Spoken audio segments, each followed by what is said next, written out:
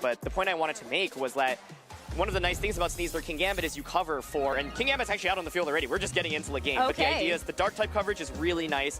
This is interesting. Ursaluna just out on the field immediately, so it is vulnerable to taking damage right now. Of course, you could just go for something like Protect with Ursaluna and then set up Trick Room with Porygon. But that is, you know, a fairly predictable play here. Let's see, though. It is the Trick Room hover right now. And, like, I think Porygon is threatened, but it's such a bulky Pokemon that it won't go down to a double up from Justin's end. Yeah, I mean, but is there an opportunity then for Justin to even just say, I know I'm not going to be able to stop the Trick Room. Do I just go for something like a Swords Dance for the King Gambit? Yeah. And try to call that out, knowing that this Ursaluna isn't going to actually take any damage? We do see Justin actually go for the Terra Dark, though. Not a bad thing to be able to cover for something like a super effective Headlong Rush into that slot. And then you also get a chance to stick around, maybe. But here you go, the Protect from the Ursaluna. Is it the double up on a Porygon? And if so, is there any chance you actually get the knockout? It's just going to be Hyper Voice here instead of the Moonblast. So Hyper Voice, of course, would have done super effective damage into Ursaluna, but that's a little bit less into Porygon. So I don't think the Gambit's going to get the knockout here. But it is that Swords Dance, like you said, Rosemary. And so able to boost up immediately and going for that Dark Terra just to cover for the chance that the Ursaluna would go for something like Ghost Terra, Headlong Rush into that slot. Yeah, so now, though, with this Ursaluna getting this Guts boost from the Flame Orb, you kind of have to think about whether or not this King Gambit can actually knock it out with, like, a +2 Sucker Punch. Yeah, I think the other thing you have to worry about is their substitute, right? And here's one really fun trick. Yeah, it's the Fighting Terra Porygon 2 with that Terra Blast. There are a lot of different Terras that you can run on this kind of composition. Some people like, for example, Flying Terra to synergize with Ursaluna, but since you're not running Earthquake, a little bit less valuable here. But that's one really, really cool trick. And so, yeah, the question is, how threatened do you feel with the Ursaluna slot? Okay, it's going to be Ghost Terra substitute, but there is that Hyper Voice you're still staring down from the opposing side. Porygon is actually just going to leave the field, but I love that you called that out. The option there to go for something like a Terra-fighting Terra Blast is really scary for Justin King Gambit to have to deal with. But as we see this Terastallization come through, I wonder if Justin is expecting this Terra Ghost on the Ursaluna does make it more, you know, more vulnerable to something like that Sucker Punch, if that were to come through. Yeah, it's going for substitute, so this turn it'll avoid the Sucker Punch, and there it is. The Ghost Terra here gets rid of the ground typing. You're able to set up that substitute, so Hyper Voice now no longer will deal super effective damage. This turn could have been really scary if it was like a double up. Hyper Voice, by the way, of course, still goes through the substitute, but Ursaluna now, you know, is protected, so you're not going to feint to just a Sucker Punch into the Ursaluna slot now. And you could even potentially consider going for something for like side Pollen Puff, yeah, which is exactly what Christopher's opting for, it looks like. Yeah, I mean, it makes a lot of sense. This Ursaluna feels so safe at this point, and you're going to be able to secure a knockout onto anything with a Facade. Justin's going to take this Primarina off the field in favor of the Electabuzz. Okay. Okay, so it's still not going to be able to save itself from something like a Facade. However, it is also going to be able to save itself from a Spore if that was what was going to be in that slot. Yeah, this is the perfect turn by Christopher. Goes for the Pollen Puff to heal Ursaluna all the way back up and makes the correct targeting with the Ursaluna. Goes for the Facade, does not get baited into clicking that Spore, but Electabuzz hangs on with what looks like 1 HP. That is crazy. I don't know how much it actually helps it, to be honest. Yeah, in fact, it hurt it just because now you don't get a free switch into something in the back. I mean, you of course now can go for a, follow me with the Electabuzz, but if you follow me, then yeah, the Amoonguss can just knock it out. I love the decision to double up onto the King Gambit slot there. You know King Gambit just protected, so follow me comes out, yeah, but now you probably just lose both of your Pokemon. Yeah, I mean, the follow me is first going to redirect away the Pollen Puff, so the Electabuzz gets knocked out from that move, and it leaves this King Gambit free and clear to just get knocked out to this Facade. So here it is, Facade into the King Gambit slot, and that is actually not going to pick up the one-hit knockout. King Gambit proving to be quite bulky here, so it will critically survive there. I think if it fainted, that game felt like it was just over, but Kowtow Cleave here will knock out the Amoonguss, and we trade knockouts this turn. Okay, so that's really important information to know, that one Facade, even with the Guts boost, isn't going to be enough to knock out this King Gambit. So maybe Justin can breathe a little bit more, with the safety in mind that this King Gambit could survive another attack. Yeah, it's still tricky because of the substitute. Now, substitute felt maybe kind of awkward earlier because of the Hyper Voice going through it, but that single Pollen Puff being able to heal you all the way back up is such a big deal because now Primarina needs 2 Hyper Voices to actually get the knockout onto Ursaluna, but can it get those 2 Hyper Voices off? And Flamigo now has hit the field. Ooh, okay. Well, it's got the Focus Sash, so even if we do see we'd have to see a double up into that slot in order to actually remove it. But you are threatening a super effective close combat into this King Gambit. And the Primarina, I mean, I don't know. This Ursaluna is still not going to actually get knocked out to a Liquid Voice Hyper Voice. Ooh, King Gambit goes for the Protect here. I was thinking there is the potential to maybe go for a double up onto the Flamigo, but the idea here is to just double protect, stall out Trick Room, but Flamigo gets positioned out really, really nicely. Trick Room, yes, will be stalled out, but now you're staring down a Flamigo, which is actually a very fast Pokemon. Yeah, this is going to be great outside of that Trick Room, and then I think maybe even just help to eliminate this King Gambit and then allow the Ursaluna to follow up into the Primarina. Yeah, exactly. This substitute and that Pollen Puff earlier, I think such a big play there. And the Ghost Hair, of course, to get rid of the super effective damage, right? So, okay, we're going to see a potential Detect there. I think this turn, like, you know that both Pokemon protected, so yeah, close combat into King Gambit is pretty safe. What you do have to maybe respect is, for example, Sucker Punch into the Ursaluna slot and Moonblast into that slot, especially if this is considering a Detect, right? Because then you would actually just potentially lose Ursaluna. The question I have is whether or not Life Orb Moonblast would even knock out into the Ursaluna slot, but let's see. Okay. Yeah, you can see Chris is really debating, do I want to go for that Protect? I think close combat's a little bit safer because you know the King Gambit had just protected. So yeah, I like this lock-in a little bit more. Yeah. Just go for the consistent damage. Here's the Sucker Punch. Where does it go into? It is going to be the Ursaluna slot. Yeah, so it's able to break the substitute here, and it's going to leave it just a little bit more vulnerable to something like that Moonblast, as you were saying. But even if it was Hyper Voice, you know that's going to end up being a 2-hit knockout. Close combat finishes up the King Gambit. Flamigo still has that Focus Sash intact, though, so it's even going to need a second attack here in order to actually pick it up. Yeah, and let's see what Primarina goes for, because if it's Hyper Voice, I certainly expect Ursaluna to survive. So my question is whether Moonblast would get the knockout. Here is the Life Orb Moonblast into Ursaluna, and it is not enough damage. Ursaluna, just such a bulky Pokemon. On these Trick Room teams, you can invest so much more in bulk because you don't care about your speed investment. Primarina faints, and Chris Hahn now is up 3-1. I mean, even though this Ursaluna is on a timer, you have one Pokemon left if you are Justin, and I think he's already looking at the team sheet trying to figure out, like, what do I do for game 2? That Trick Room was just so powerful. Rillaboom still has the opportunity here, I guess, to be able to get something like a Grassy Glide KO onto the Ursaluna, but this Flamigo is still a problem with that Focus Sash. Yeah, this game, done deal at this point. Rillaboom in itself already has a really bad matchup in a Flamigo. Christopher could not have his Ursaluna and Porygon, and I think Flamigo would still end up winning that one. So Chris in a very, very impressive victory here, showing, hey, you know what? I'm just going to set up that Trick Room on turn 1. I think as soon as he saw the lead from Justin, he felt pretty safe. Yeah, I was mainly curious if there was any chance you go for the Dark Terra, Kowtow Cleave plus Moonblast from Primarina, double up on a Porygon, whether or not that could get the knockout. But honestly, I wouldn't expect it to because Porygon 2 is such a bulky Pokemon. And the substitute here proving to be such a valuable move. If you don't have that substitute, you're vulnerable just eating up that +2 Black Blast's Dark Terra Sucker Punch, but substitute means that you can protect yourself for a turn, which is so valuable. Yeah, it's been great, and I feel like seeing it a couple of times on stream now, which is how valuable that Pollen Puff can really be. And poor Electabuzz here. It was really nice to be able to see it brought into this match, because I felt like just being able to have one turn where you're able to follow me, take 2 hits, and maybe even still be on the field for the next one, it just gives something next to it a chance to actually put some damage down.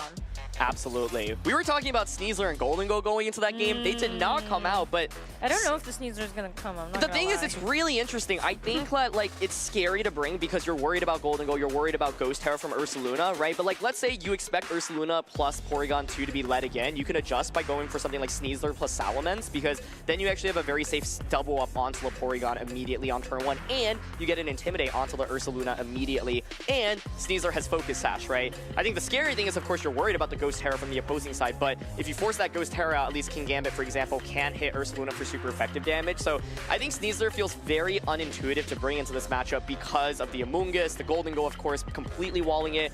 Christopher did not even end up bringing Golden Go into that one, so maybe he was confident. I don't think you're going to bring Sneasler, so why do I need to bring Golden Go? And so it's going to be a run back, though, with Primarina and King Gambit. Okay, versus the Amoonguss and the Porygon 2. So this time, not going to actually lead with this Ursaluna. Instead, having this Amoonguss next to this Porygon 2 to potentially even ensure Trick Room. Yeah, I think Trick Room here, super safe, obviously, to go for. Amoonguss can go for a Rage Powder just to redirect damage away, but I think you have the opportunity to potentially Spore this turn. And so if you are Justin, if you're worried about Spore, what you might want to do is maybe consider switching in that Electabuzz. But looks like Christopher here, happy to just make sure Porygon doesn't take any damage, goes for the safe Rage Powder. Well, you did call out the Electabuzz switch in. It's going to take that Primarina's place, and the Protect from the Kingambit is going to keep it safe from a Spore as well. That's just going to be a free Trick Room here for Christopher as we see this Rage Powder come through first. Yeah, I think this is a great lead, honestly. You're realizing, okay, I got away with leading Porygon to Ursaluna, but you might lead Sneasler now. So I think the Amoonguss was in response to a potential adjustment from the opposing side. Justin maybe was still confident that even though the Kingambit Primarina lead didn't work out super well in the last game, like it still had enough options. Now, of course, Amoonguss has to worry about the potential Electabuzz just going for Follow Me, right? And redirecting a potential Spore away with that Vital Spirit. You will not be able to put it to sleep. So Christopher now looking to position that Ursaluna, such a pivotal piece, the most important attacker on his team, and will be able to get it in relatively safely here as there's not that much damage from the opposing side. And Justin goes for the safe Follow Me, but Christopher feels like he's just one step ahead in this game. Doesn't even go for that Spore. Pollen Puff here to get that chip damage. Just a little bit. Leaves this Kingambit open to the Sword stance, so now you are able to get that +2. Ursaluna still comes in though without taking any damage, and I feel like that's just such a big key here. Amoonguss also being at full HP, and you can Rage Powder both of them. Yeah, this is interesting because you see the Facade potential here onto the Electabuzz, and we saw earlier how much it did, right? Electabuzz just hung on with the Sliver, but this isn't something like Ghost Terra Electabuzz, it's Dragon Terra, and so Facade into it, of course, will just do a ton of damage immediately. You can see Chris is just debating, do I want to Protect, do I want to Substitute? Like, there's so many options here. There also is the Spore Hover. You know, if Electabuzz goes for a Protect here and you actually get the Spore off into Kingambit, that would probably just put you in such a winning position immediately. I do think Facade into Electabuzz here is just relatively safe, but you might be worried about the Dark Terra Sucker Punch, right? So to get around that, Rage Powder covers for that perfectly. Now, one thing that you might have to be worried about, though, is Electabuzz protecting and Kingambit just attacking. Well, Kingambit is going to at least terrestrialize, so if it goes out on the offense, it is going to get an additional modifier to its dark type attacks, and it does have Kowtow and Sucker. So Rage Powder here would stop the Sucker Punch, but if it's going to be a Kowtow cleave, that Amoonguss did not have too much of an ability to hang on in that last game. We're going to see a Follow Me from this Electabuzz as well, as Ursaluna just goes for a Substitute. Fantastic that Christopher gets a chance to set that up once again, but it's going to be this Amoonguss that's on the chopping block as the Kowtow cleave is heading right into it.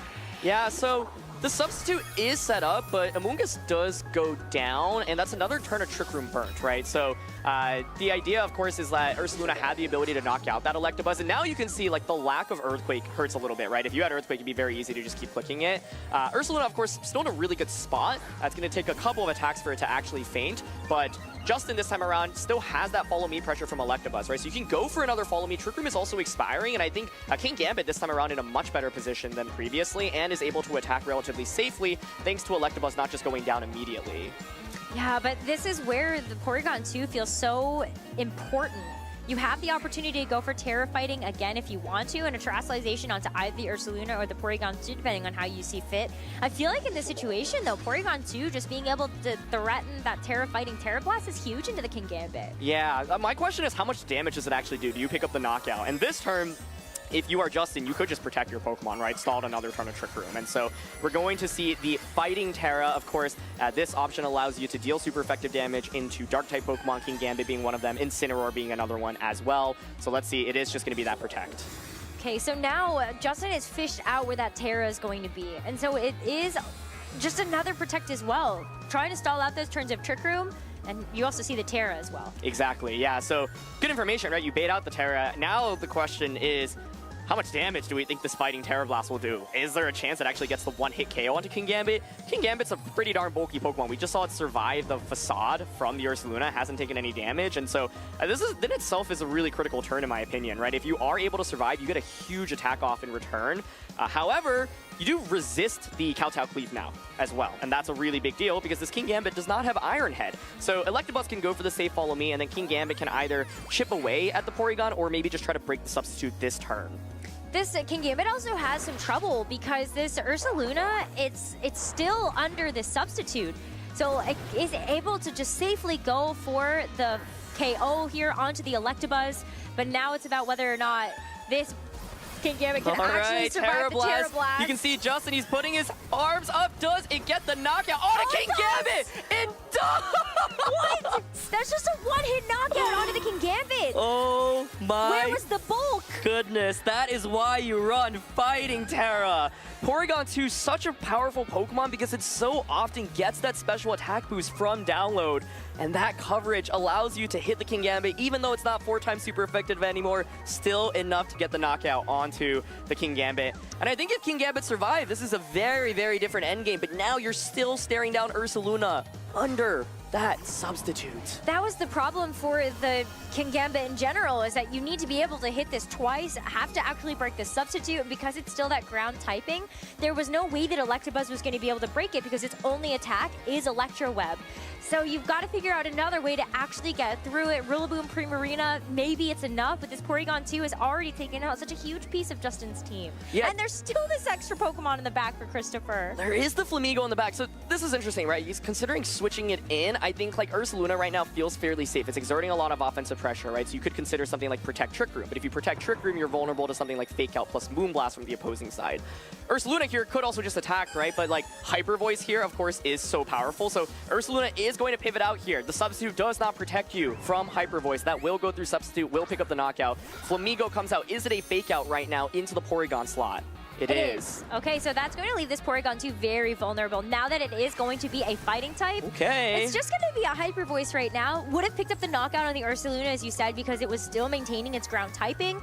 But this Primarina now gets a chance to, maybe that's enough. Maybe that amount of damage might be enough to get rid of this Eviolite Porygon 2. Oh, this is so close, actually, because don't forget how much recoil you take from Brave Bird as well, right? Yes, it'll do a ton of damage, maybe knock out Rillaboom, but then you might just faint as if Grassy Glide goes into that slot. A Porygon, of course, is still weak into the Moonblast from the opposing side as well, right? So you can go for something like Grassy Glide plus Moonblast onto the Porygon, and Primarina just needs one Hyper Voice. I think it actually can take a Brave Bird from Flamigo as well. So I actually think because of this Fighting Terra, now this Porygon is caught into an awkward spot.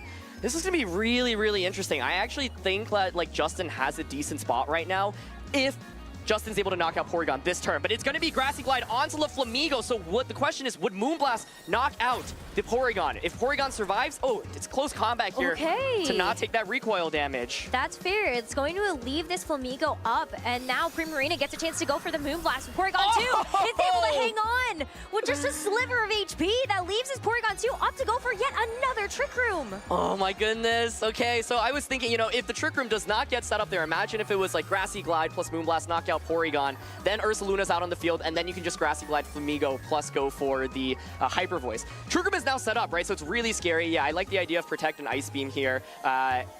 The main question is, there is that Ursaluna is still waiting to come out in the back, but it has to deal with two things that threaten it for super effective damage. So Flamigo goes for the Protect this turn. I think you have to Protect here. You can't just give up both of your Pokemon, because if you do, you lose immediately. Ursaluna hits the field, but you feign to either Wood Hammer or the Moonblast or Hyper Voice from the opposing side. I mean, this is a great position for the Rillaboom to be in, though, because everything is so low, and Rillaboom really is public enemy #1. This Ursaluna can come in, but it's still going to end up being weak here to this Rillaboom's Grassy Glide. Trick Room not going to actually be like the exact speed counter that you might want when you know you have priority options. Yeah, that close combat earlier by Chris was so smart. If he had gone for Brave Bird there and the Rillaboom survived and Flamigo fainted, I think that'd be really bad. I do think that Brave Bird would just actually knock out Rillaboom, so I wasn't 100% sure there, but the idea was to, try to survive for a little bit longer. So, okay, considering the Detect here, and, Wide Guard. Okay, Wide Guard, of course, will protect you from that Hyper Voice, but it doesn't protect you from Moonblast. And Grassy Glide here, still going to deal super effective damage. There's the Wide Guard coming out. Where does Rillaboom target right now? It's going to be Grassy Glide into the Ursaluna, and it does not knock out. It survives, but it's Facade into the Rillaboom. Where did Primarina target right now? Because if it is the Ursaluna, Justin should win the game. But if it's Flamigo, he went for Hyper Voice! Flamigo's Wide Guard saves Christopher's side! No way! A clutch Wide Guard. That is such an incredible call to make. It was so juicy to sit there, see two very low Pokemon and go, You could just go ahead and get the knockout onto both of these if you go for the Hyper Voice. Exactly. But Guard, what a call. Oh my goodness, just the slimmest of margins here. Everything hanging on with just a little bit of HP, but that's all you need. Primarina is going to go for that Protect right now. You're hoping to stall out the grassy terrain. Like, you need multiple protects right now, basically, right? Because you're just going to fit to Facade. And so, what a wild endgame. So many survivals there. If it was a Moonblast coming out, I think Justin would have also won this one. But so hard to go for that. You know, it's really tempting to just try to pick up the double knockout in that position. Yeah, like you're able to resist the close combat, and maybe you don't actually get knocked out to the Brave Bird either because Flamingo would knock itself out. No more terrain, so if you get the double protect, there's the burn damage onto the Ursa Luna. So let's see. And Flamingo will faint if it clicks Brave Bird, right? So the last turn of Trick Room right now, there's the close count. Yeah, I mean, it all comes down to this. Can Primarina get a double protect right now to stall out the Trick Room? And Ursa Luna will faint from the burn. Let's see. It's going to be wide guard here into the Facade. It really just comes down to whether or not Primarina gets it. And Primarina gets the double protect!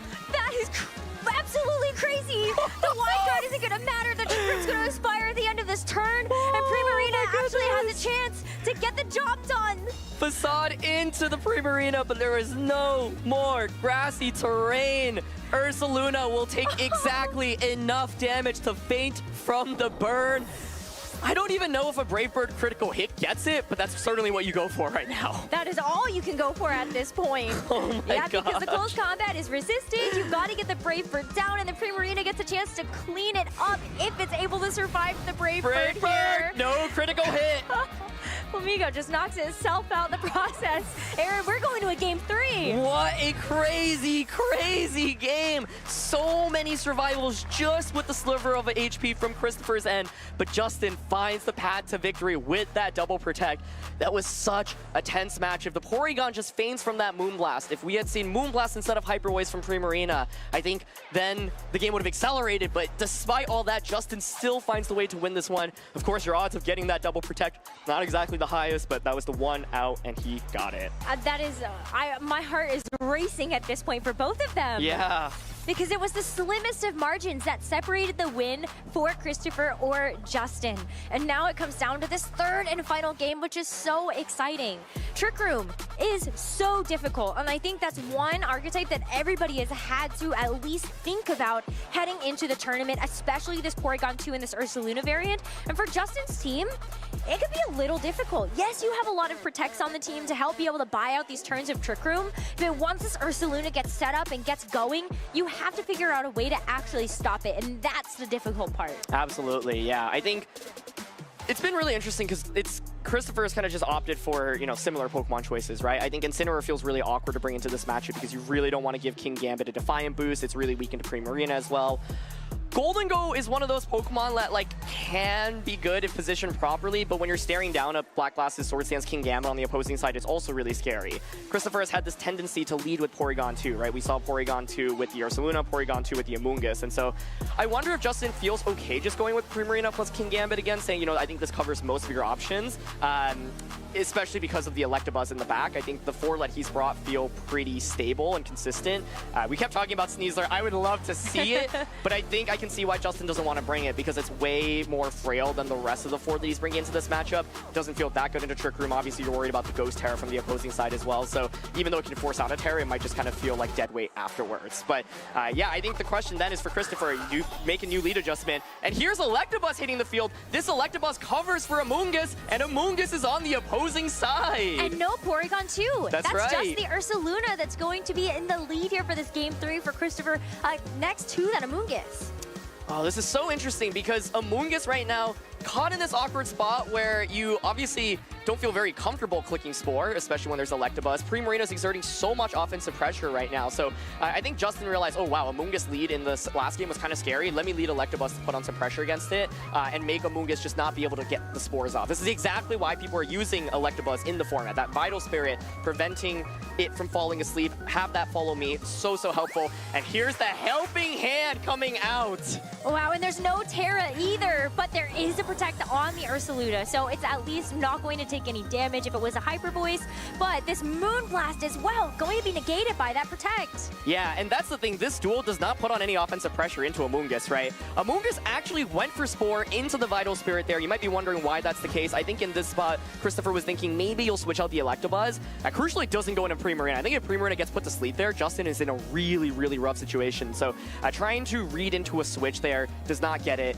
And now Ursaluna at least is online, right? It can't go for that Terra Headlong Rush. And critically, you know, if you knock out the Electabuzz, then even if it goes for Follow Me, well, then the Amoonguss' Spore just goes into Primarina now. Yeah, so I think this is a great turn number 2 here for Christopher. You just got to be able to get some of this right. And both Primarina and Electabuzz have access to Protect.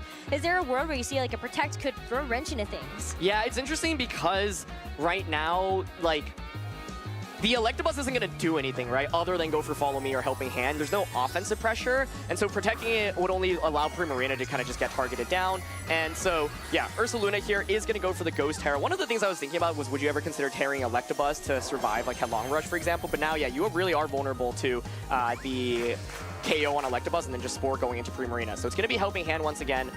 Not opting for that Follow Me because saying, you know what? Oh, that's a lot of damage. That is a lot of damage. Maybe you're okay at that point, being able to at least get that amount down. There is no grassy terrain right now, so this Ursaluna is going to be able to take a significant amount from burn, turn after turn. It's also still going to be one of the slowest things on the field. So while you are able to knock out the Electabuzz, and the Spore is going to put this Primarina to sleep, Justin gets to bring in something else for free. Totally. That Rillaboom, like you said, I think a really good Pokemon to bring out right now. It would be, of course, immune to the Rage Powder from Amoonguss. You can bring it out and just launch Wood Hammer into the Ursaluna slot. Try to fish for some quick wake-ups with the Ursaluna.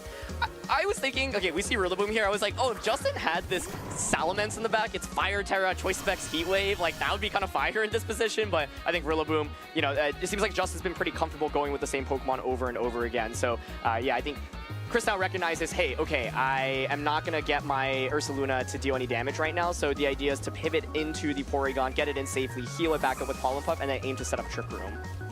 I like that too, because even if this Rillaboom was going to end up going for something like a Wood Hammer, making a call that it was going to end up being a Porygon 2 instead, then you know you're going to be able to survive that and be able to get that Pollen Puff healing as well. See, look at that. Like, that's fantastic.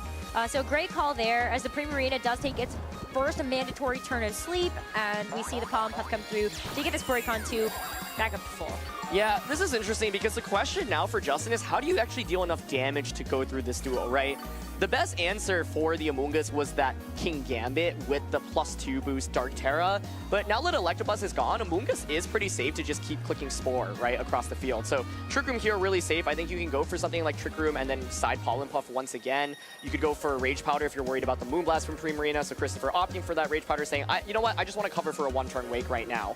Of course, this leaves you a little bit vulnerable to Primarina clicking Hyper Voice plus the Wood Hammer. That'll do a ton of damage to Porygon. And then my question is, would a Grassy Glide finish things off? But it's actually going to be the switch here. So the final Pokemon, once again, is that King Gambit. It's going to hit the field now and, of course, apply some pressure, but still is far away from, you know, getting that Swords Dance boost that it wants. Yeah, you got the Wood Hammer at the very least. It's going to be hitting this Amoonguss, but take a look at how little it's going to do there.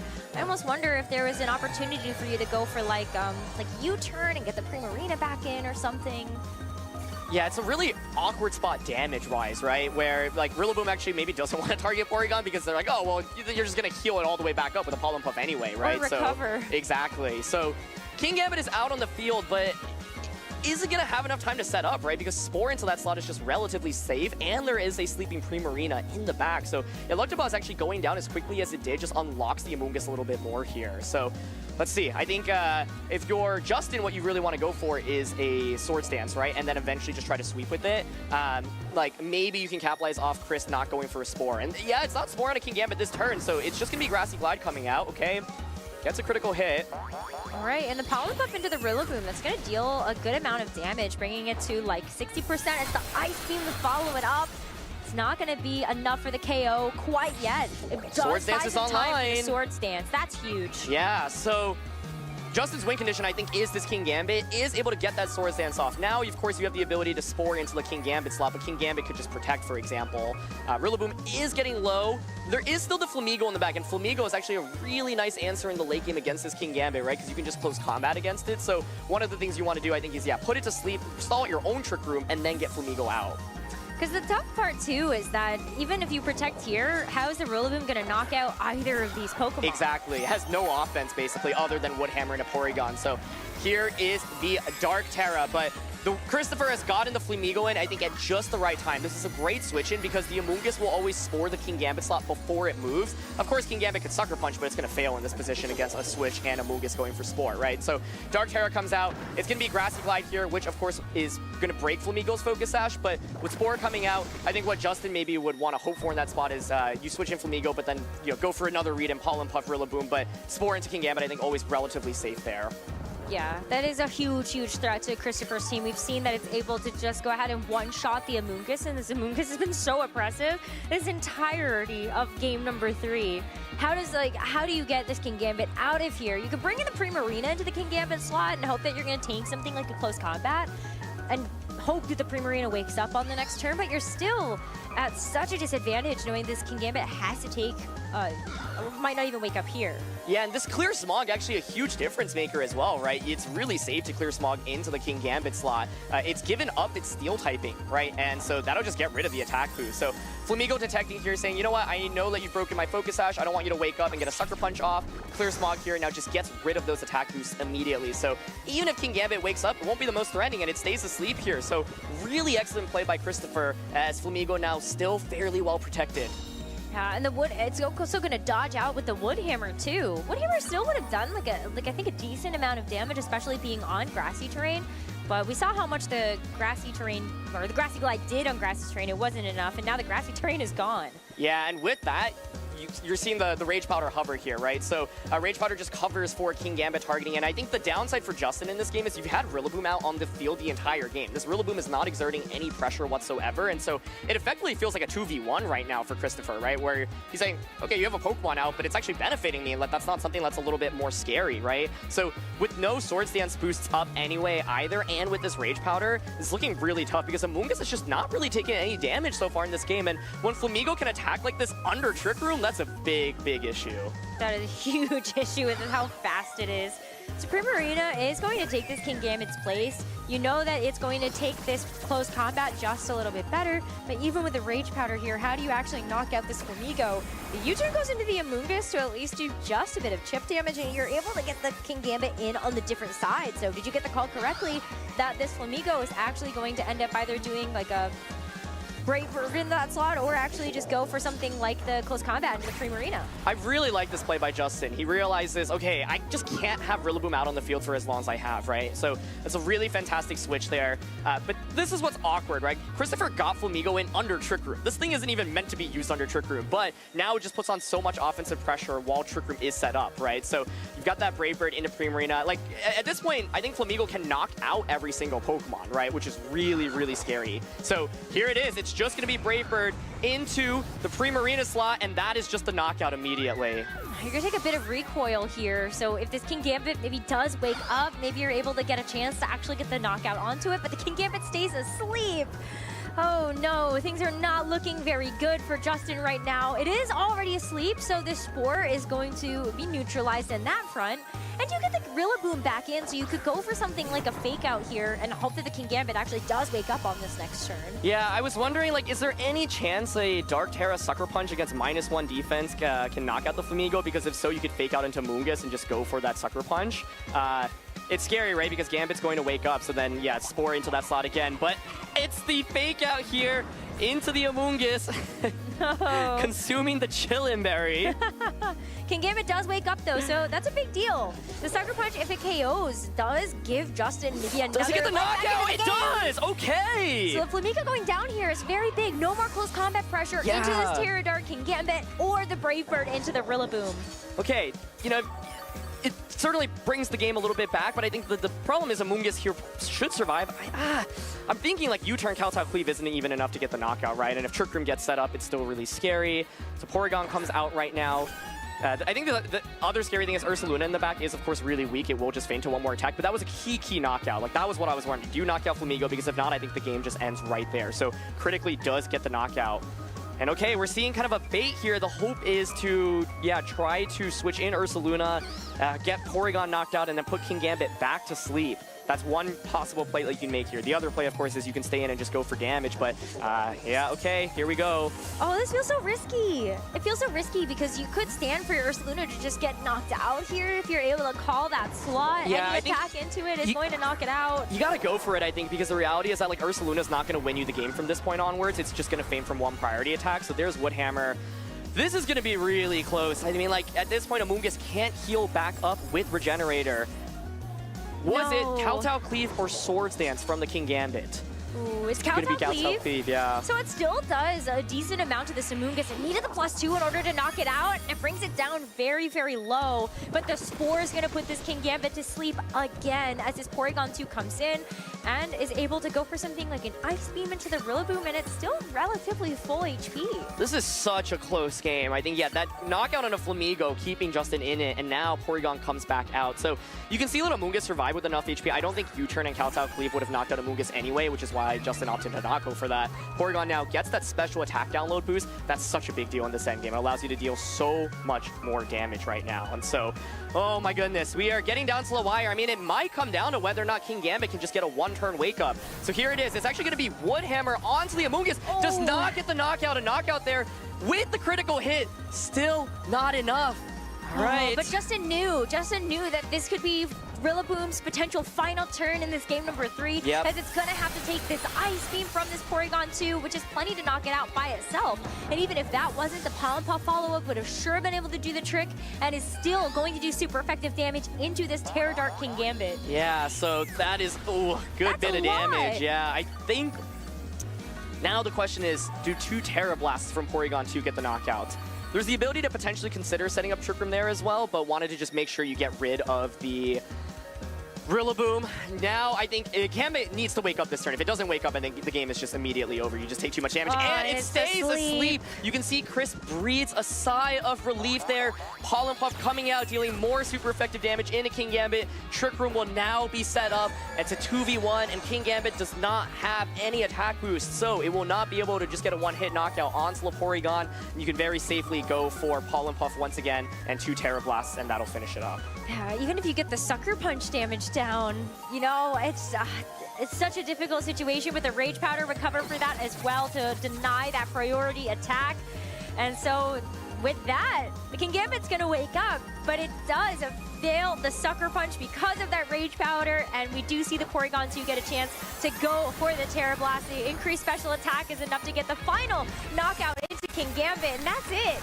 What a great set between Christopher and Justin. Congrats to Christopher for coming out on top 2-1. That's what high-level VGC is all about. Christopher Hahn, in his very first tournament in the Masters division, continues his undefeated run, 6-0, guarantees a spot in day 2 now. Of course, just a couple of wins now away from that top cut bracket as well, defeating 2-time regional champion Justin Tang in what was such an exhilarating set.